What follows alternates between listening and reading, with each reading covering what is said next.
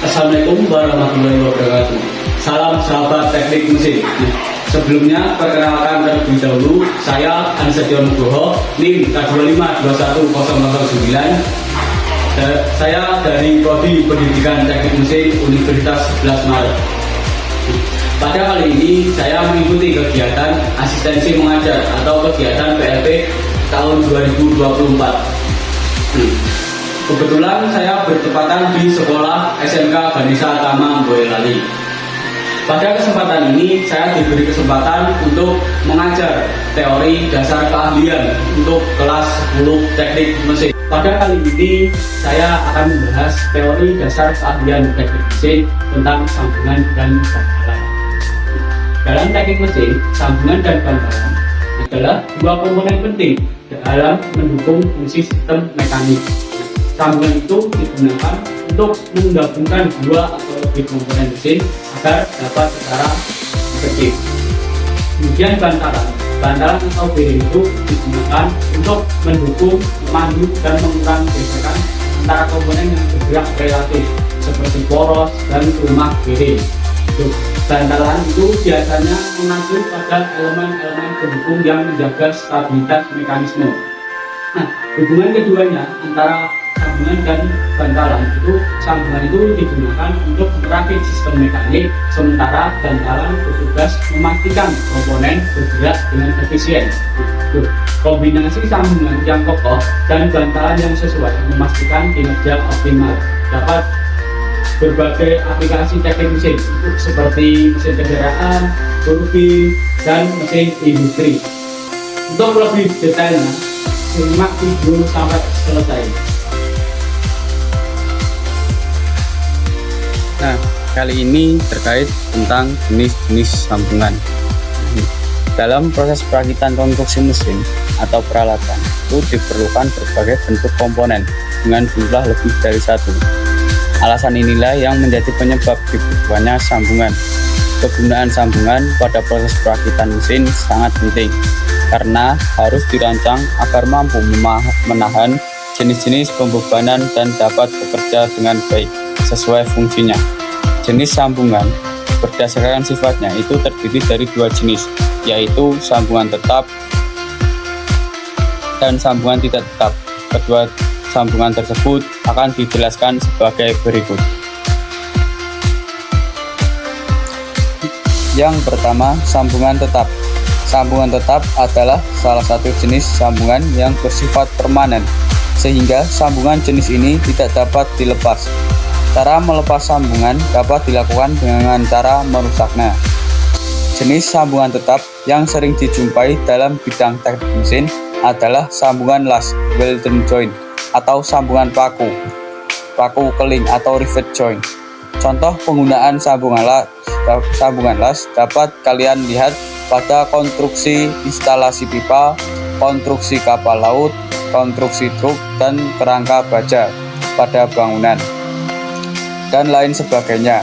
Adapun penerapan sambungan paku keling atau paku rivet dapat kalian lihat pada konstruksi jembatan, konstruksi kapal ringan, konstruksi pesawat terbang, pintu bak truk, konstruksi bus, konstruksi kereta api, dan lain sebagainya. Sambungan tetap menggunakan sambungan las. Sambungan las adalah sambungan dua buah bagian logam atau lebih dengan cara memanaskan logam tersebut sampai mencapai titik lebur, sehingga logam dapat menyatu dengan menggunakan logam pengisi ataupun tanpa logam pengisi. Sambungan las termasuk jenis sambungan tetap karena bersifat permanen. Oleh karena itu, sambungan las banyak digunakan untuk menyambungkan komponen-komponen logam yang bersifat permanen. Sambungan las lebih banyak digunakan dalam konstruksi perpipaan dan pemesinan karena lebih mudah dalam pembuatannya. Kemudian sambungan tetap menggunakan sambungan paku keling. Sambungan paku keling adalah sambungan yang berguna untuk menyatukan bagian-bagian dari benda yang hendak disambung.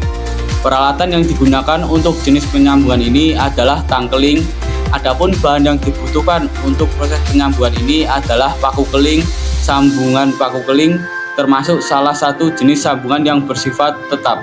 atau permanen, karena sambungan ini kalau mau membongkar harus merusak salah satu bagian benda. Penyebab karena sambungan jenis ini sulit dibongkar kecuali dengan cara merusak sambungan tersebut. Sistem cara kerja paku keling bisa dilihat di video bagian samping kanan. Yang kedua, sambungan tidak tetap. Sambungan tidak tetap adalah salah satu jenis sambungan yang sifatnya sementara, dan jika dibutuhkan maka jenis sambungan ini dapat dibongkar pasang dengan mudah. Jadi bedanya dengan sambungan tetap adalah, kalau tadi kan sambungan tetap itu kalau dibongkar kalau membongkar harus merusak salah satu benda, dan jika sambungan tidak tetap ini kalau membongkar tidak harus merusak salah satu benda.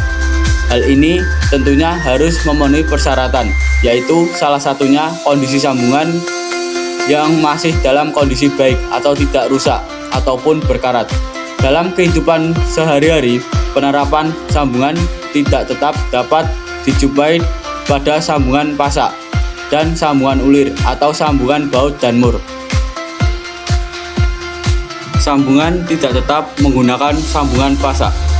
Dalam bidang ilmu teknik mesin, pasak merupakan salah satu komponen yang penting yang sering dipakai terkait dengan fungsi, menghubungkan atau mengunci komponen yang berputar. Contohnya, penerapan pasak dalam kehidupan sehari-hari bisa kita jumpai pada poros dan puli. Sambungan yang menggunakan pasak dapat dilakukan pembongkaran tanpa merusak komponen utama yang terhubung. Contohnya, sambungan antara poros motor listrik dengan puli.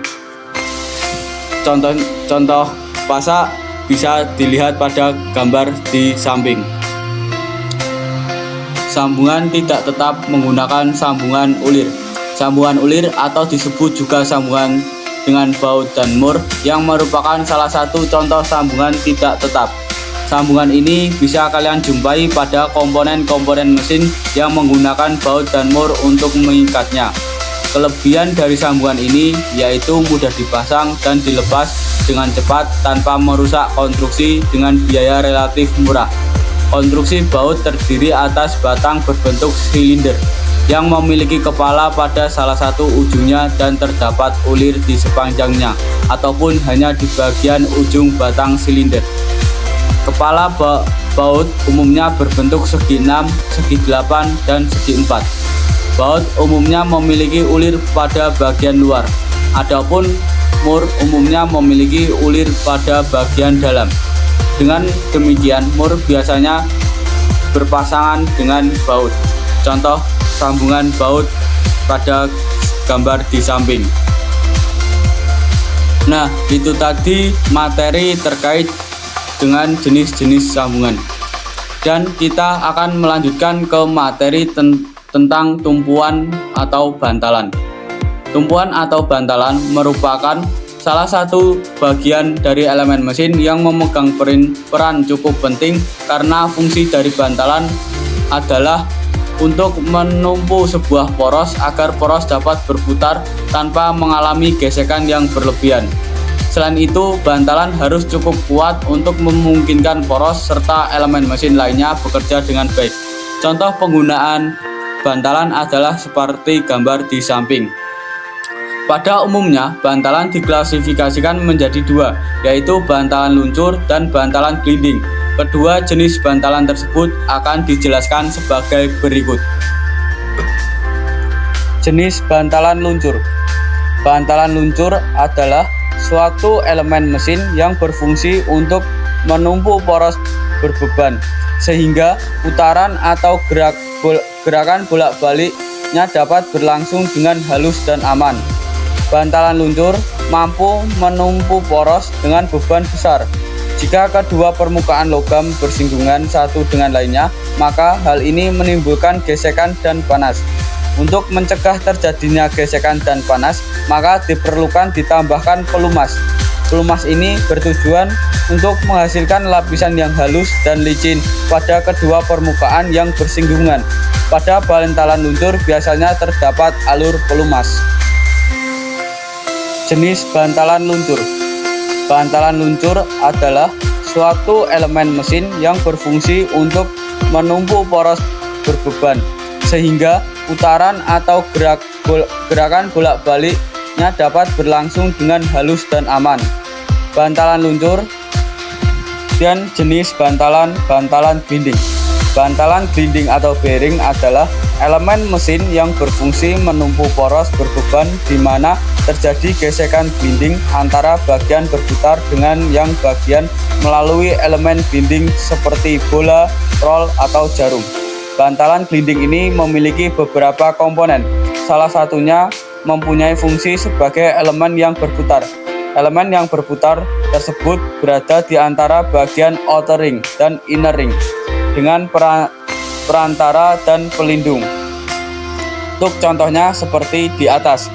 Dengan memutar salah satu outer atau inner ring, maka akan terjadi gerakan menggelinding pada bola tersebut, sehingga menimbulkan gesekan. Gesekan pada bantalan gelinding lebih kecil jika dibandingkan dengan gesekan pada bantalan luncur. Cukup sekian video pembelajaran mengenai sistem dasar mekanik terkait sambungan dan bantalan. Semoga bisa bermanfaat bagi kita semua dan kita bisa mengambil hikmahnya dan mengambil materinya terkait dari video yang telah saya sampaikan. Cukup sekian, bila ada salah kata saya mohon maaf besarnya. Semoga kita bisa bertemu kembali dengan membahas dengan materi-materi yang berikutnya. Bila itu beda, wassalamualaikum warahmatullahi wabarakatuh. Salam teknik mesin.